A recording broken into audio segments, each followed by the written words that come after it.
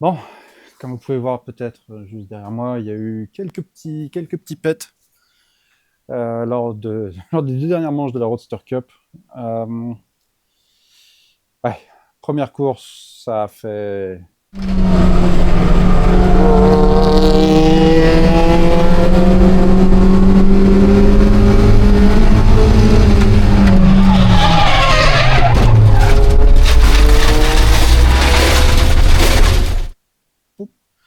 Et deuxième course, ça a fait...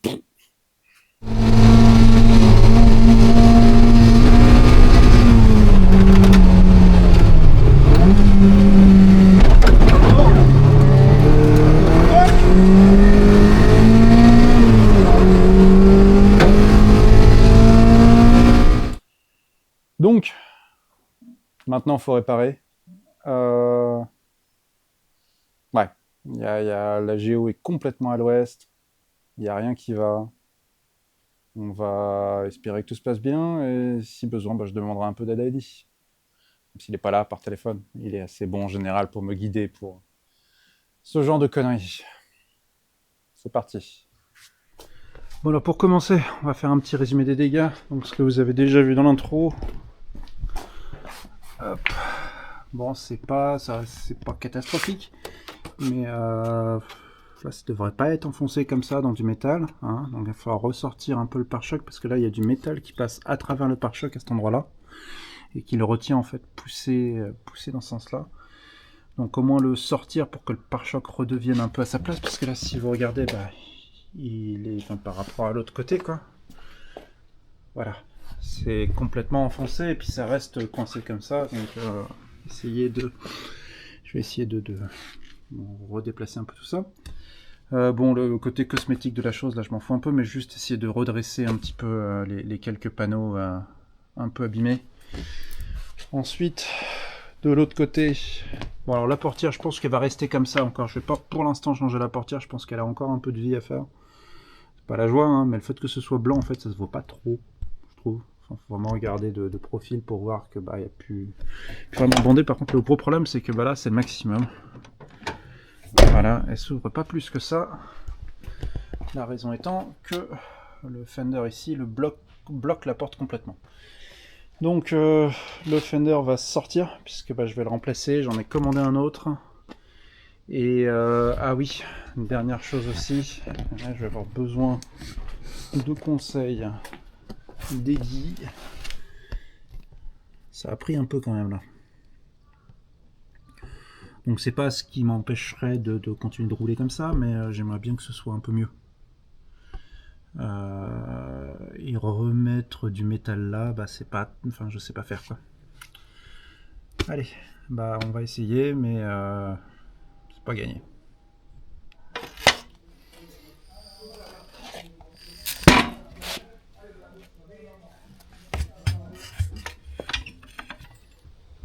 Je pense qu'il va falloir que je le meule.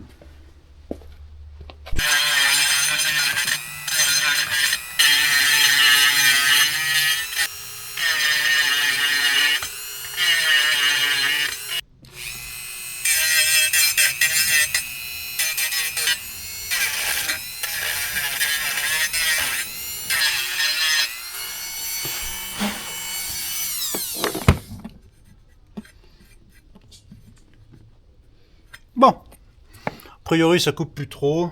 Je peux passer la main sans me défoncer, donc on va voir si la prochaine fois qu'elle sera balancée, c'est pas trop galère à balancer, mais bon, il y a encore beaucoup de marge en dessous pour choper le pneu. Donc voilà, ça c'est fait. De toute façon, elle y passera à un autre moment. Ça ira. Bon, pour ici, j'ai quelques petits outils qui peuvent éventuellement servir. Sauf que, évidemment, je n'en suis jamais servi, je sais absolument pas comment ça fonctionne, mais on va essayer.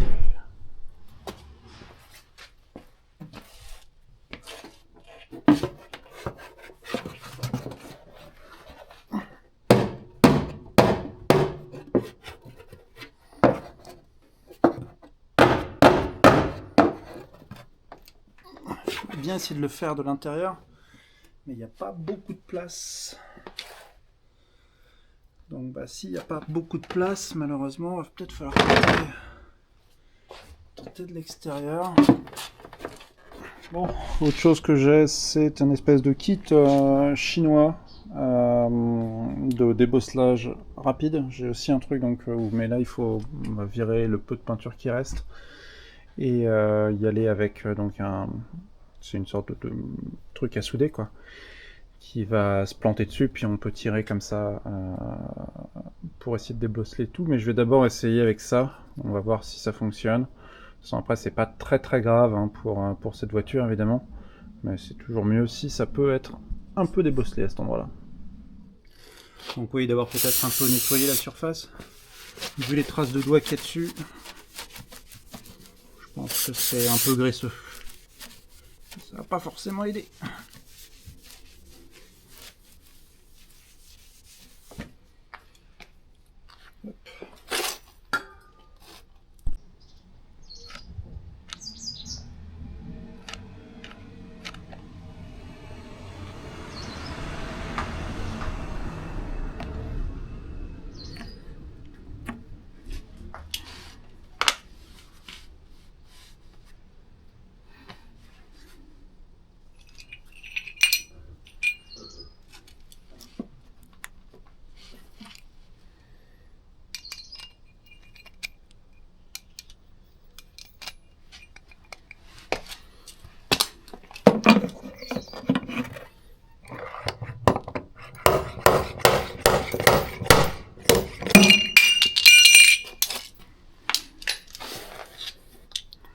C'est venu un peu.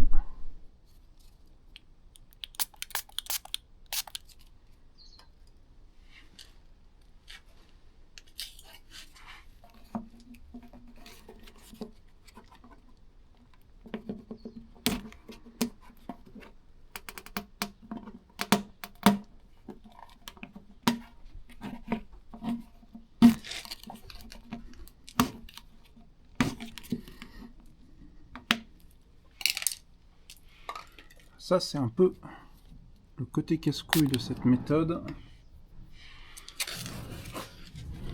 C'est qu'il n'y a rien qui vient forcément très facilement.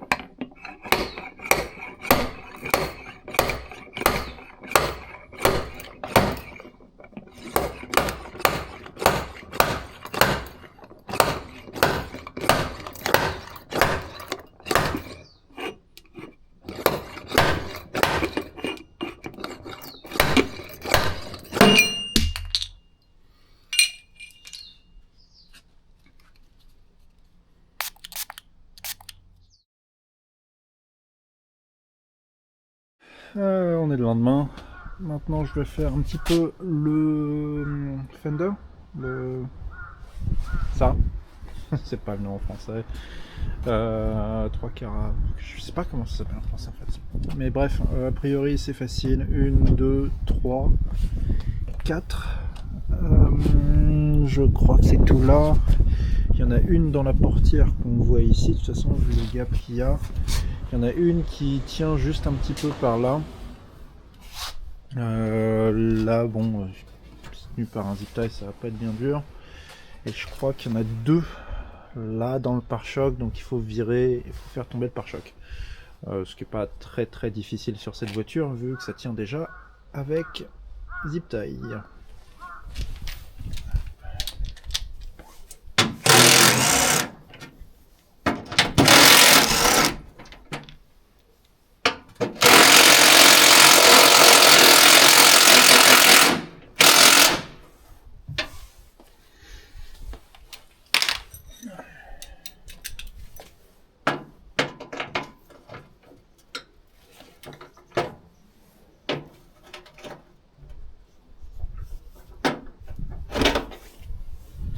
peu de rouille, ça fait toujours plaisir.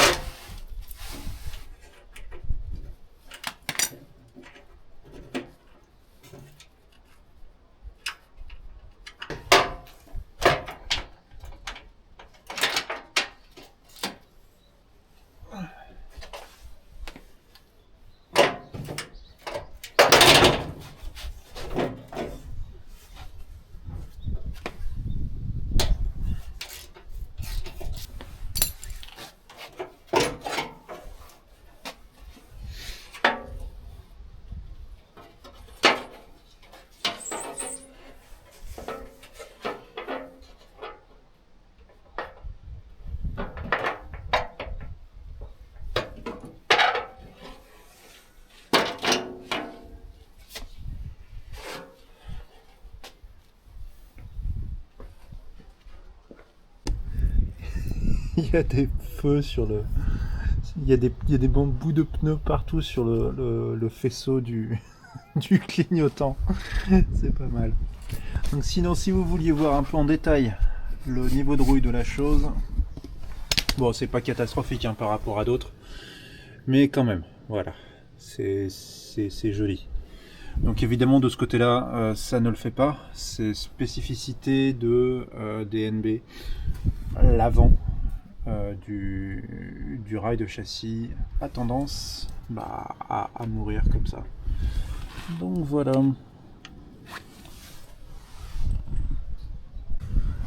Ouais, des gens ils ont de la terre dans leur fender, dans leur quand ils les enlèvent. Moi j'ai que du pneu. Tout est tombé, c'est que du pneu. Bon, au moins ça retient moins l'humidité.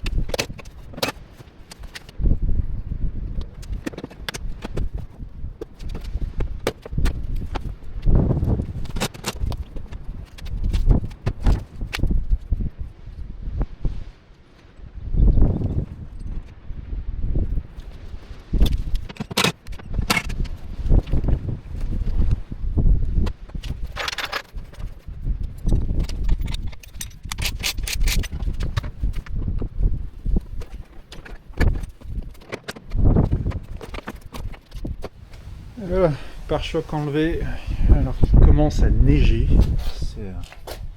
Il faisait encore 17 degrés avant-hier, mais c'est pas grave. Donc voilà, pare-choc enlevé. Ça, JC regarderait ça et dirait ah ouais, ça s'enlève ça. Je le laisse. Pas vraiment de rouille, pas vraiment d'impact, pas de. Ouais. Pas eu d'accident. C'est la première fois que je l'enlève, hein. J'ai jamais regardé avant. Mais elle est limite plus saine qu'elle en a l'air. Hein. Bon, ici il va falloir redresser un petit peu ça là. C'est ce qui est rentré dans le pare-choc. Je vais le redresser, le remettre un peu droit. Ça aidera à tenir le prochain pare-choc puisque j'en rachète un. Vous pouvez voir, il y a tout ça là qui est resté coincé dessus. Donc ça dégage aussi. Ça va donc normalement de ce côté-là. L'autre côté, il est resté dessus, mais pas... Voilà. Voilà. Allez, maintenant il n'y a plus qu'à attendre les pièces de remplacement. Tata. Bon, voyons voir à quoi il ressemble. Le voilà. Oui, il est pas de la même couleur, mais c'est pas le genre de truc qui m'arrête si vous êtes un peu habitué à cette chaîne et à cette voiture.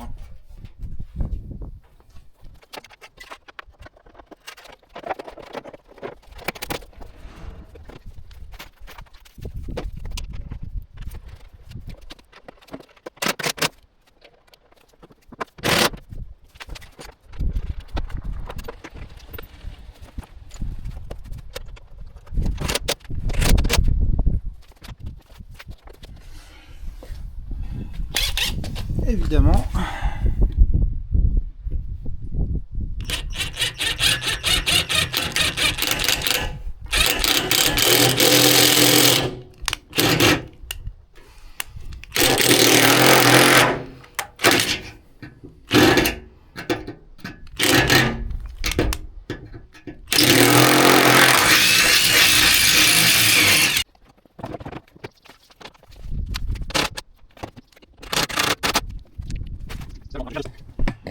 Et voilà.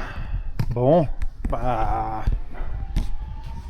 il y a pire, hein. Faut être honnête. C'est pas superbe, mais ça passe. Ça passe. Et surtout maintenant, je peux à nouveau ouvrir la porte. Bon, et puis attendre que le pare-choc arrive. Bon, j'ai oublié de filmer la dernière partie. Mais en gros, oups, voilà qui est fait. Ça passe très bien. C'est pas... Voilà, hein, on dirait une Tesla. Mais bon, ça fait l'affaire. Je sais pas trop pourquoi est-ce que le pare-choc était coupé avant. Est-ce que c'est pour aider niveau aéro? Je sais pas trop. J'hésite à recouper à nouveau, parce que c'est un peu chiant, quoi. Je sais pas, enfin, vu que le pot passe sans avoir à couper. Voilà. Donc, bah, si vous savez pourquoi est-ce que les gens coupent les pare-chocs comme ça, dites-moi dans les commentaires. Je ne sais pas pourquoi. En tout cas, bah, elle me semble très très bien comme ça.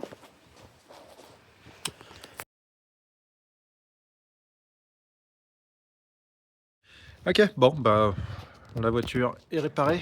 On se revoit donc, bah, je sais pas, prochaine vidéo, un de ces quatre. Et à la prochaine. Bye bye.